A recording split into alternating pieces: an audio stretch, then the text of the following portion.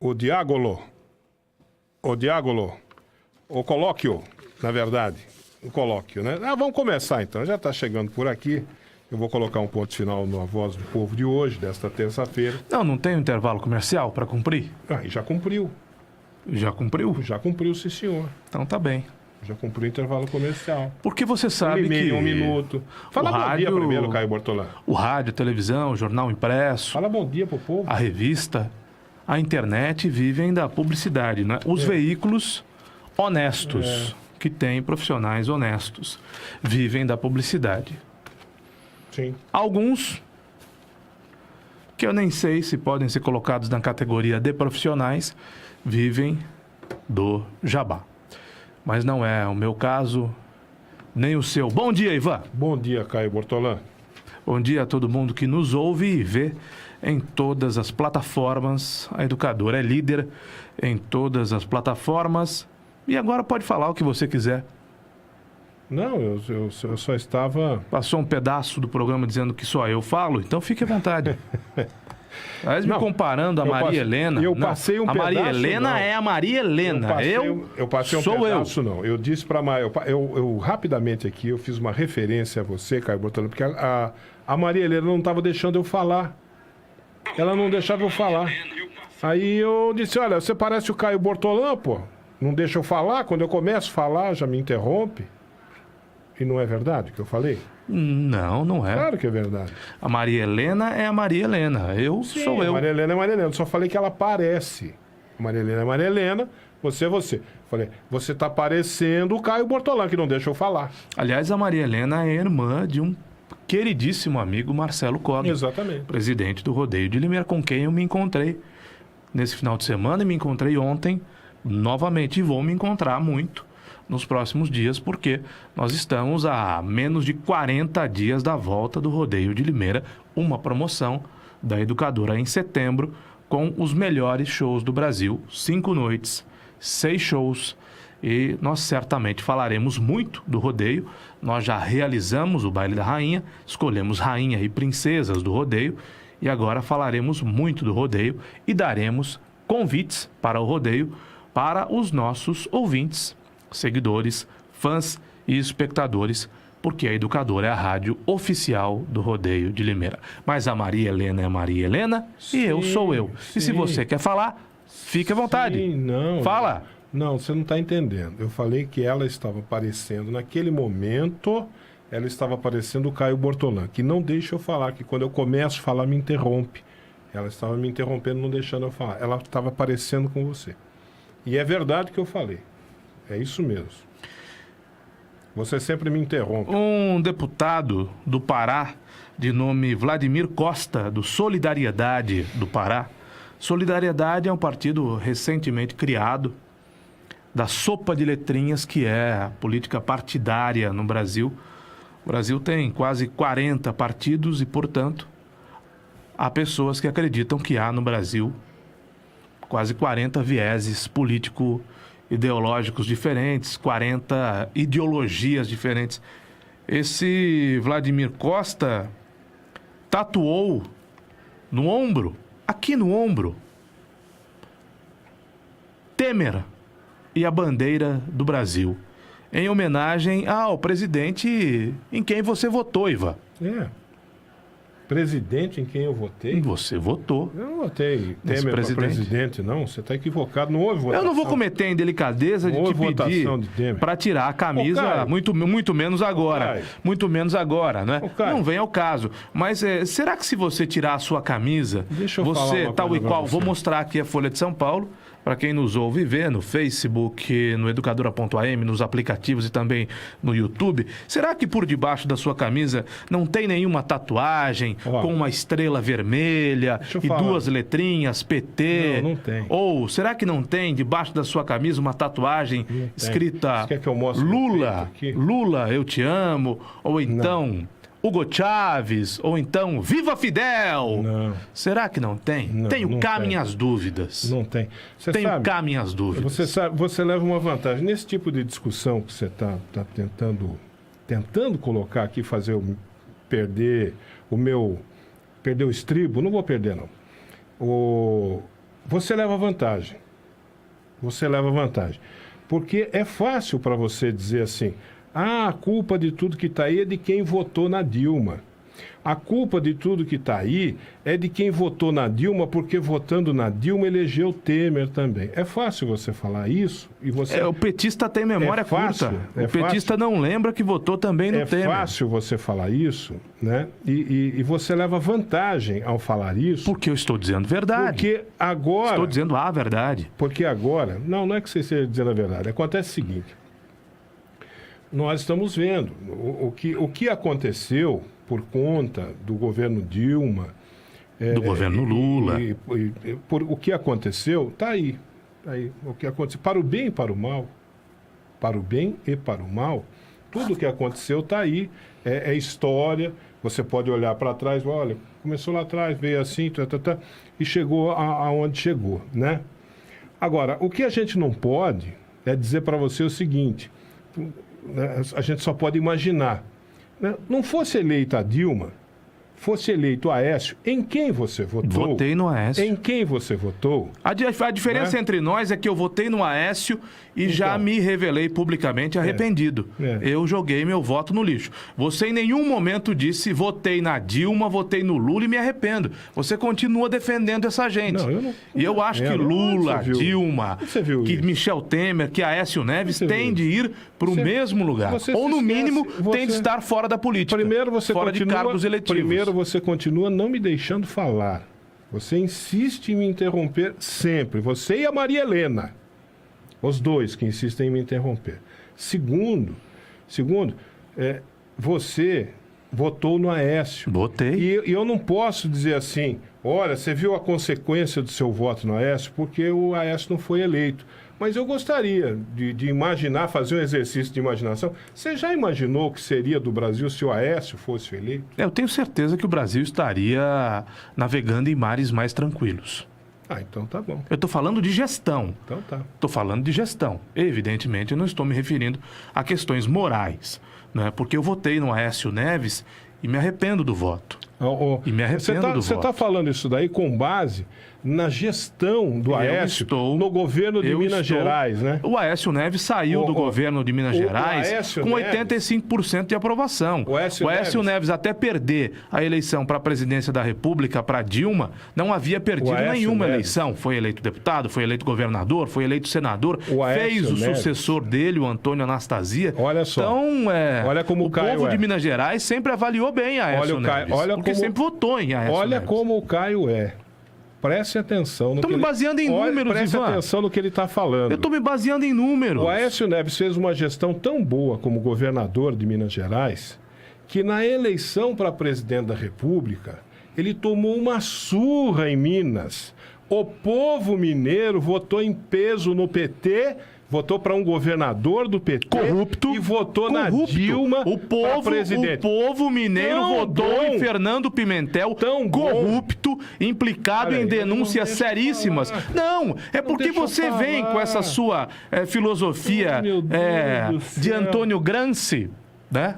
Com essa sua filosofia marxista, com esse seu viés político esquerdista, pró-Venezuela, pró-Cuba, pró-PT e pró-Lula, e você não reconhece que o Fernando Pimentel, de fato eleito, foi uma lavada que o Fernando Pimentel deu no candidato do Aécio em Minas Gerais, é corrupto, está implicado em denúncias de corrupção. Você não se lembra, ou força-se a não lembrar, do esquema de corrupção nos Correios em Minas Gerais. Nós estamos falando, Ivan, de políticos absolutamente iguais. O Aécio Neves perdeu com o seu candidato, perdeu com o seu candidato as disputas em Minas Gerais. Quem entrou? Vamos falar de Fernando Pimentel, governador do PT de Minas Gerais. Vamos falar da esposa. Vamos falar da esposa do Fernando Pimentel, governador do PT de Minas Gerais. Vamos falar que o governador que o PT elegeu em Minas Gerais está na corda bamba. Pode ser que ele caia, pode ser que ele não termine o governo. Deixa eu eu continuar falando da gestão do... Você falou que você votou no Aécio não por uma questão de moralidade, por uma questão de gestão. Eu acredito que ele seria melhor que a Dilma. Eu acredito que ele seria melhor que a Dilma. Na sua visão, o Aécio é um grande gestor. Um grande gestor. Não, você está colocando palavras na minha boca. Eu estou dizendo que o Aécio seria um presidente melhor que a Dilma. Mas eu não estou dizendo que ele é um gestor maravilhoso. Eu não estou dizendo que ele é um grande gestor. Eu estou dizendo que qualquer coisa é melhor que Dilma Rousseff. Tá certo. Qualquer uma é melhor que Dilma Rousseff. Porque o Aécio é melhor que a Dilma. Tá bom, tudo bem, que seja. O Aécio é melhor que a Dilma. O Aécio, nas eleições para presidente da República, tomou uma surra em Minas. Vou repetir o que eu falei. O Mineiro elegeu um governador do PT e o Mineiro elegeu a Dilma para presidente da República, porque o Aécio, em Minas Gerais, nos anos em que ele foi governador de Minas Gerais, é sabido por todos que ele não governou. Ele vivia no Rio de Janeiro, vivendo uma vida de playboy. No Rio de Janeiro. Tá aí os vídeos, estão aí na internet, os vídeos dele embriagado, bêbado lá no Rio de Janeiro. Eu não sei em que mundo você enquanto vive, o Anastasia, eu não sei em que enquanto mundo o Anastasia governava a Minas. Aliás, não só no Rio de Janeiro. Vive. Ele andava para a Europa, playboy. Foi eleito. Eu não posso pois falar. Então começa esse fla-flu ideológico. Então, Aécio, um playboy. Dilma, guerrilheira. A Gleisi Hoffmann, a presidenta do PT, defendendo Nicolás Maduro e a Venezuela. Qual é o erro? Você sabe a Gleisi Hoffmann defendendo Nicolás Maduro e a Venezuela que prende e mata opositores do seu governo. Viu? Você sabe qual é o erro desse fla-flu ideológico? O Aécio Neves foi governador de Minas Gerais, foi reeleito governador de Minas Gerais, elegeu Antônio Anastasia governador de Minas Gerais e foi eleito senador da República por Minas Gerais. E o Janot ontem pediu a prisão dele de novo. Eu não estou discutindo questões morais. Eu acho que o Aécio Neves tem que ser preso. Você falou que ele foi melhor que... Ele é melhor que a Dilma, ele seria melhor que a Dilma. A diferença entre nós é essa. Eu acho que o Aécio... Ivan, eu acho que ele seria melhor que a Dilma. Eu acho ontem pediram a prisão dele. Eu acho e defendo que a irmã do Aécio Neves deveria continuar presa. Que o primo do Aécio Neves deveria continuar preso, que o Aécio Neves deve ser preso, como também acho que o Lula deve ser preso, como acho um absurdo o fatiamento do impeachment da Dilma Rousseff. É o primeiro caso na história em que ela perde o mandato, mas não perde os direitos políticos. E a gente sabe que quem perde o mandato automaticamente perde os direitos políticos. E aqui houve um fatiamento do julgamento político dela. Viu? Em favor da Dilma e do PT. Eu não acho que eles são diferentes. O que eu quero dizer é que entre Dilma Rousseff e qualquer um, o próprio Lula, que criou a Dilma Rousseff com a imagem de gerentona, se arrependeu depois, porque percebeu a bobagem que fez. A Dilma Rousseff não tem condições, eu não estou falando de condições morais, eu estou falando de condições técnicas de governar absolutamente nada. Quantas vezes nós não votamos em alguém que imaginávamos que daria conta do recado e não deu? A Dilma Rousseff é um desses casos. Não, eu só queria... essa coisa da ideologização do debate, essa coisa da polarização que está aí hoje, que você falou, como é que você falou? Fla-flu ideológico. É um fla-flu ideológico. Fla-flu ideológico. São Corinthians e Palmeiras na minha Nós cabeça, estamos em São Paulo. Na minha cabeça, esse fla-flu ideológico foi colocado aqui no Brasil de propósito, justamente para isso, para a gente travar um debate nesses termos aí. Tanto que agora surgem os candidatos para 2018, os candidatos do antipetismo, que são o Dória outro dia, eu falei para você, comentei com você aqui, o Dória outro dia falou, não, é bom que o Lula dispute a eleição, porque ele precisa ser derrotado nas urnas. E eu até disse para você, eu concordo com o Dória, ele está certo. O Lula precisa ir para as eleições e precisa ser derrotado nas urnas, até para o Lula baixar o salto dele. Será que é isso que diz o seu coração? Não, é isso que diz o meu coração. Será que você quer mesmo que o Lula seja derrotado nas urnas? É isso que diz não o meu coração, porque não estou envolvido emocionalmente com esse negócio. A minha razão, o meu raciocínio diz isso. que o ideal, só que cada um com as suas razões. Né? O Dória tem o Dória, por que ele fala isso? Porque ele quer ser o candidato do antipetismo. Exatamente. Não é? E o outro candidato do antipetismo é o Bolsonaro. Que mudou de partido. Que agora mudou de partido. Foi para o partido que era do Júlio Massorano, e o Júlio Massorano, essa história é verdadeira, emprestou o partido para o Mário Botion, e o Mário Botion não devolveu mais o partido para o Júlio Massorano. Tem isso também? Acontece isso também? O Mário Botion pediu... Empresta partido e não devolve?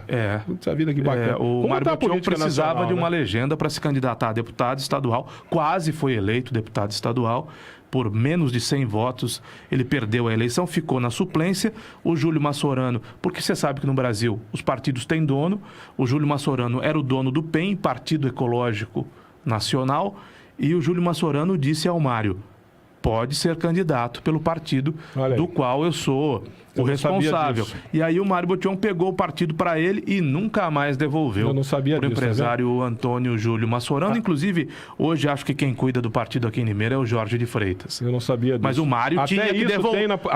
O Mário tinha que devolver o partido aqui em Limeira para o Júlio Massorano, coisa que não fez. Se empresta o partido, aí o cara não devolve o partido. Exatamente. Puxa vida, até isso tem. Bacana. Mas viu, Caio, voltando à questão da ideologização e da polarização, né? Eu acho que isso é que a gente tinha que estar debatendo, porque isso é muito ruim. Essa coisa do Fla-Flu leva a isso, os candidatos do antipetismo, antilulismo, que é o João Dória e o Bolsonaro. Nós corremos o risco, então, de repente, disso acontecer, isso que o Dória falou, acontecer. O Lula ser derrotado nas urnas. O Lula ser derrotado nas urnas não tem problema nenhum, é do jogo, faz parte da democracia, do processo democrático. Né? Aliás, ele já foi derrotado inúmeras vezes, das tantas vezes que saiu... Ele foi mais derrotado do que vitorioso. Das tantas vezes que saiu candidato, em várias delas ele foi derrotado nas urnas. Estado, perdeu 3 vezes a presidência da República. Faz parte do processo democrático, não tem problema nenhum. Quer dizer, agora o problema é essa polarização, esse fla-flu ideológico que pode levar à eleição de um anti-Lula, um anti-PT. Quer dizer, não é um voto positivo. Você não tá dando um voto, é o chamado voto útil. Né? Como quem, por exemplo, votou na Dilma para não votar no Aécio. É o chamado voto útil. Você sabia que tem esse nome?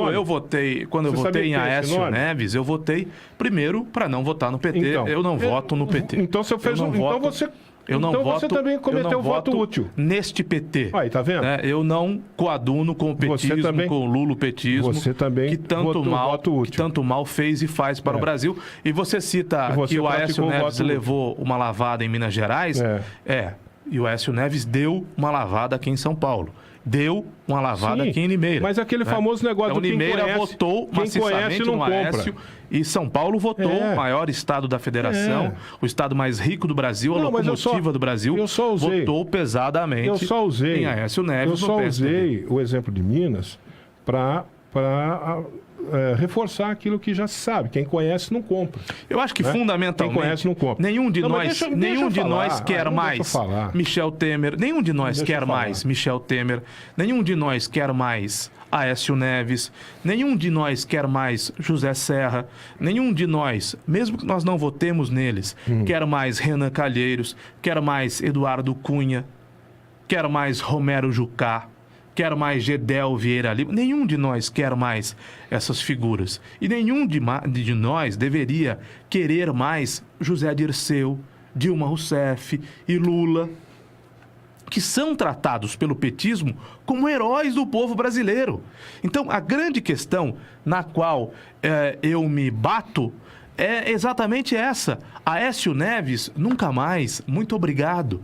Nós não queremos ver Aécio Neves, pelo menos eu não quero, candidato à presidência da República. Aliás, nem senador da República. Aliás, seria bom se ele se retirasse da vida pública. Exatamente. Né? Preste um favor à nação. Aliás, nem solto.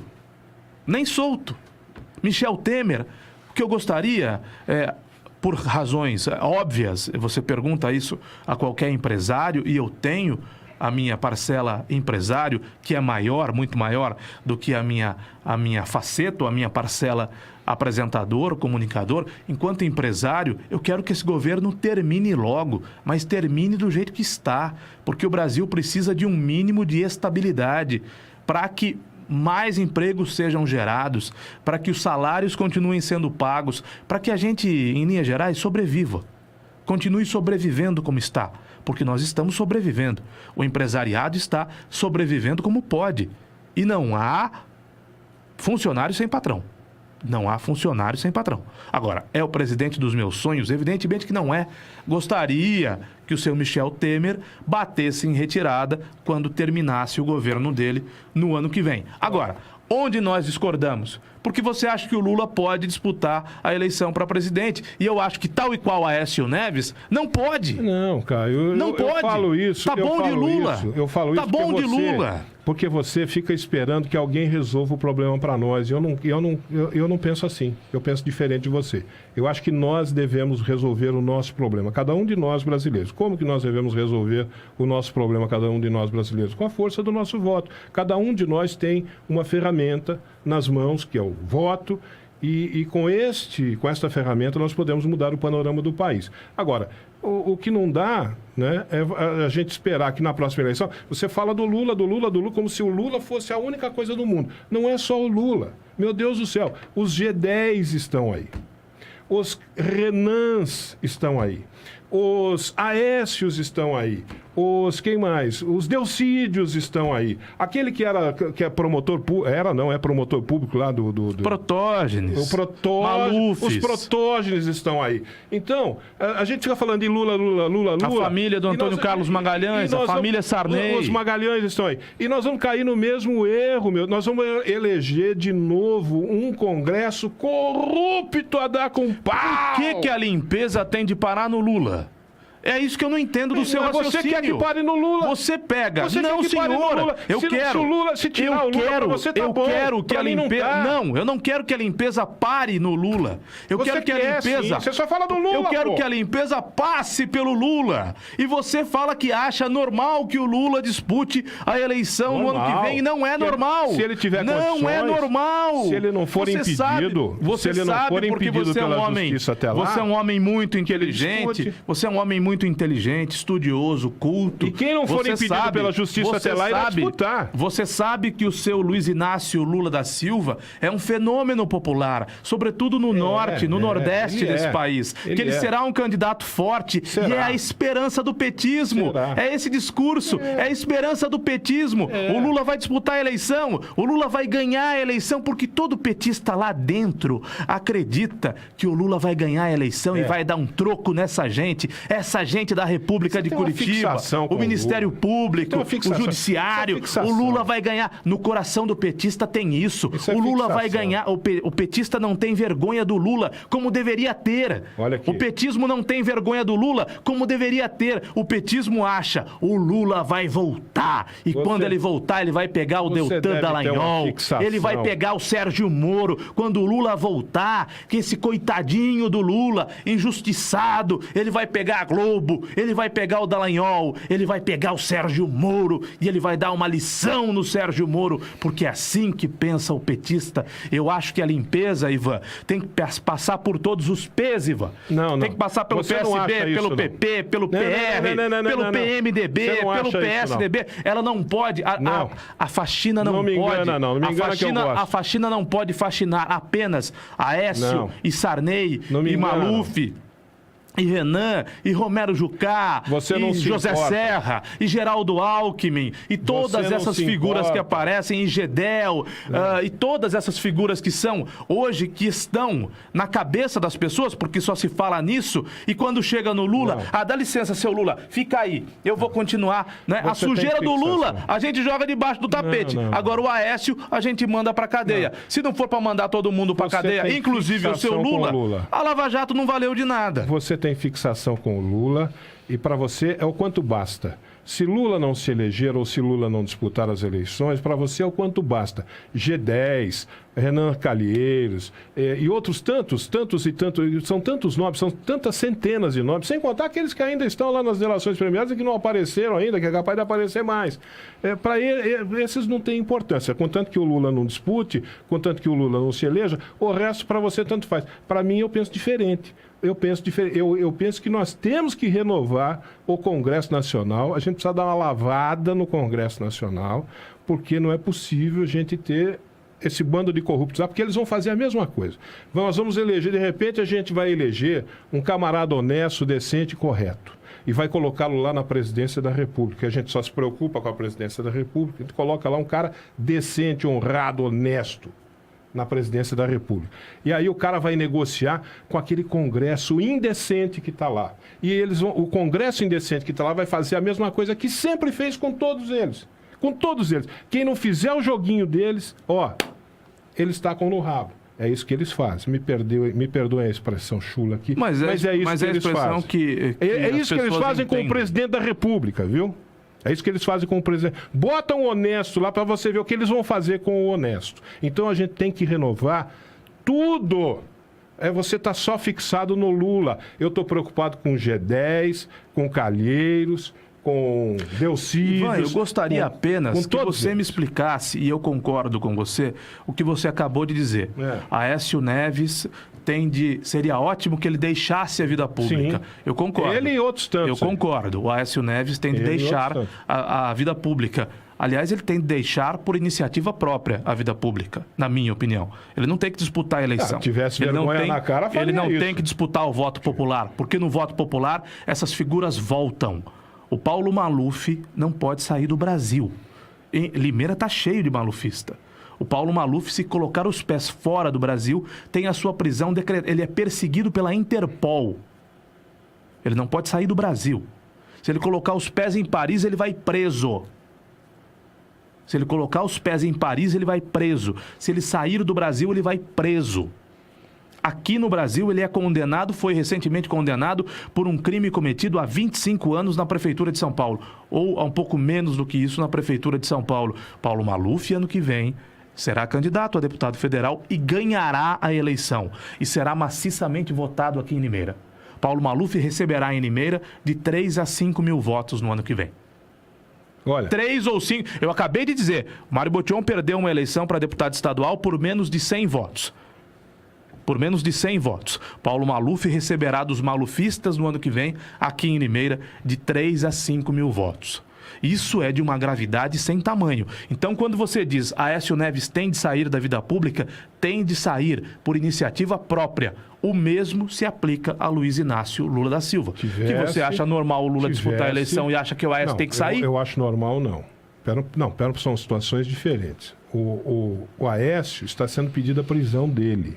Assim como foi a do Lula. E o Lula também foi condenado à prisão. Então, e o Lula foi condenado à prisão. Só que, até o momento, não há impedimento para que eles disputem eleições. Não Tanto o Lula quanto o Aécio. Portanto, se Lula e Aécio quiserem disputar as eleições no ano que vem, disputar. Eles poderão disputar. É isso que eu estou dizendo. Até o momento em que haja impedimento. A partir do momento que haja impedimento, o impedimento acabou, não vai disputar coisa nenhuma. Mas enquanto eles não tiverem impedidos, eles têm condições, assim como os G10, assim como o Renan Calheiros, como todos esses que nós estamos falando aí, que estão sendo acusados, que estão ou já condenação em primeira instância, mas ainda não em segunda instância, e que eles têm condições de disputar as eleições e adquirir o tal do foro privilegiado lá. Nenhum dos inquéritos que há contra Renan Calheiros caminhou. Alguém sabe explicar o porquê? Eu estou falando de 9 ou 11 inquéritos, denúncias contra Renan Calheiros, nenhuma caminhou. Sabe o que vai acontecer? Sabe o que vai acontecer no ano que vem? Eles elegem. O Renan elege o filho. No norte e no nordeste desse país, as grandes lideranças políticas nortistas e nordestinas nesse país elegem suas famílias e vão elegendo. Como a família Sarney no Maranhão, como a família Calheiros nas Alagoas, como me fugiu o nome dele agora, a família Barbalho no Pará, e por aí vai. Viu? E por aí vai. A coisa tá de um jeito tal... A família Magalhães na Bahia. A coisa tá... Isso que eu tô falando aqui, que nós temos a ferramenta na mão e nós deveríamos... A gente não devia esperar isso de ninguém, nós deveríamos promover a limpeza. Isso que eu tô falando aqui é uma coisa que eu, sincera e honestamente, eu não acredito. Eu não acredito que nós vamos fazer isso. Porque uma grande parcela do povo brasileiro vai continuar... Está completamente desligada da realidade. Não, e porque está se colocando para o Brasil essa coisa que nós estamos... Que você começou falando aqui do Fla-Flu ideológico. Só se discute isso, só se fala disso. Quem é melhor, quem é pior. E não está se pensando no futuro lá para frente. A coisa chegou num ponto que eu jamais imaginei que eu fosse pensar nisso. Jamais eu imaginei que eu fosse pensar numa coisa dessa. Mas eu já estou pensando numa possibilidade que eu acho muito remota, mas que talvez fosse a solução para o país no momento. Uma ditadura militar de novo. Não fale isso. Uma ditadura militar não de novo. Fale isso. Não, eu jamais imaginei que eu fosse falar isso, mas eu já estou pensando na possibilidade de uma ditadura militar novamente e que talvez uma ditadura militar novamente pudesse ser positiva. Por que eu estou falando isso? Porque nós corremos Nós já o risco... ficamos 25 anos sob ditadura militar nesse país e não foi positivo. Vai ser positivo agora? Não, porque tudo... Agora pode ser. Eu gostaria até... Aliás, 25 anos não é de 1964 a 1985, 21 anos. Até para ver... 21 anos nós já tivemos essa experiência dos anos de chumbo até para ver da ditadura. Cara, viu? Até para ver a reação das pessoas que hoje pedem a volta dos militares ao poder e que os militares novamente exercessem uma ditadura militar entendi. Aqui no país. Para isso você vai nos submeter a todos à volta do regime militar. Isso. Sabe por quê? Porque esse pessoal não sabe nem o que está falando. Esse pessoal que pede a volta da ditadura militar não sabe nem do que está falando. Né? Porque geralmente esse pessoal que pede a volta da ditadura militar é um pessoal da direita e de extrema direita que pede a volta da ditadura militar. O que eles não sabem, eles são tão ignorantes que eles não sabem que os militares são nacionalistas.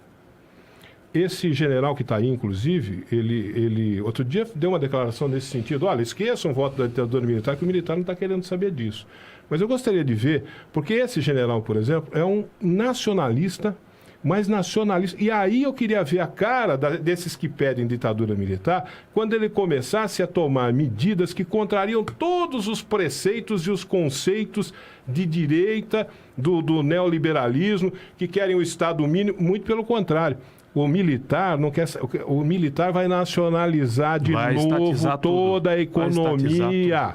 Esses caras não sabem nem o que falam. E do jeito que a coisa está caminhando aí, eu chego a pensar que uma ditadura militar, no momento, no país, pudesse ser positivo. Até isso nunca pensei que eu pudesse falar isso na minha vida, mas eu, nesse momento, estou pensando que pode ser positivo. Eu sou diante do quadro que está aí. Sou um defensor e serei sempre o defensor contumaz da democracia. Eu também. Porque a democracia nos permite esse tipo de coisa. Eu também. Porque no regime militar, esta rádio estaria fora do ar, exatamente, e nós dois estaríamos presos na cadeia. Presos ou mortos, né? Minimamente, se não mortos ou vítimas de tortura. Né? Então, e aqui nós dizemos as nossas opiniões, muito embora eu discorde frontalmente do que você diz na maioria do tempo, e você também discorde de mim frontalmente na maioria do tempo. Caio? Você sabe por quê? Porque corremos o risco de eleger Bolsonaro. Essa coisa do Fla-Flu ideológico, da polarização, pode levar... Porque o Lula... Você falou que o Lula tem os melhores percentuais das pesquisas, e é verdade, e ele tem mesmo. Hoje ele tem. Só que eu já falei aqui para você, e você concordou comigo. O Lula tem a mais alta rejeição de todos. E a vontade da população hoje, do eleitor, hoje é mudar. Então, nós corremos o risco de eleger Bolsonaro. Ora, para eleger Bolsonaro, vamos fazer o seguinte: vamos colocar logo os verdadeiros, não os fakes, os falsos. Eu queria sentir o mesmo calor, vamos botar lá a ditadura militar, o mesmo calor e a mesma disposição com as quais as pessoas discutiram no seu programa, na Voz do Povo, se o cachorro apanhou ou não apanhou. Ou quanto ele apanhou. Porque a dúvida é, o quanto o cachorro apanhou? Ele apanhou muito ou apanhou pouco? Com todo o respeito às entidades ambientalistas, às pessoas que defendem os animais, eu acho que tem que ter mesmo entidade ambientalista, tem de ter entidade de defesa aos animais. Eu, Caio Arcaro Bortolã, sou pela defesa, antes de tudo, dos seres humanos. Eu espero viver num país em que as pessoas não morram de fome e frio nas ruas, debaixo dos viadutos. Eu gostaria de ver um país em que o homem não precisasse, como nós vemos aqui em Limeira, puxar a carroça. Eu gostaria de viver nesse país. Eu sou contra qualquer tipo de violência, contra qualquer animal. Mas, sobretudo, eu sou a favor do homem, do ser humano. Esse eu não gostaria de ver morrendo de fome ou frio. Como também não me agrada ver animal sendo agredido, espancado, torturado, seja lá o que for. Agora, eu entendo que o animal pode ser usado, sim, em pesquisa científica para salvar a vida do ser humano. Entendo. E entendo que o animal possa ser, que gente possa comer carne para subsistência, para sua própria alimentação. Diferentemente de uma grande parcela da sociedade que é contra isso, né? O ser humano se alimentar de carne para sua subsistência. Eu entendo que ele pode sim comer carne, que não há problema nenhum nisso. E não há problema dentro de normas em estudar o animal para que soluções sejam, né? O soro antiofídico vem do veneno da cobra, não é isso? Sim. Vem do veneno, é extraído do veneno da cobra. Né? O soro para picada da cobra vem do veneno da cobra. Então, tudo dentro do maior bom senso que se possa ter. Mas eu vejo, Ivan, a gente fala de Fla-Flu ideológico ou de Corinthians e Palmeiras ideológico, porque nós não estamos no Rio, estamos em São Paulo, mas a vontade com que as pessoas discutiram se um cachorro apanhou, ou se não apanhou, ou o quanto apanhou. Isso cabe? Isso cabe. Agora, essas mesmas pessoas não discutem política como deveriam discutir. Com esse afã, com esse envolvimento. Elas votam em qualquer um. Eu não estou dizendo essas pessoas que estão discutindo sobre o cachorro. Não, eu não estou me referindo a elas. Eu estou me referindo a um todo. Há pessoas nesse país que vão para o dia da votação sem saber em quem vão votar. Que se abaixam no chão, e aí tem os políticos porcalhões que jogam papéis no chão, os santinhos no chão. Quantas vezes eu vi caminhando lá para o Trajano Camargo, onde eu voto, gente naquela região do centro da cidade, que em tese é uma região economicamente mais rica, gente abaixando, e por isso talvez aquelas pessoas tenham tido, talvez, mais acesso à informação ou ao estudo, gente abaixando para pegar.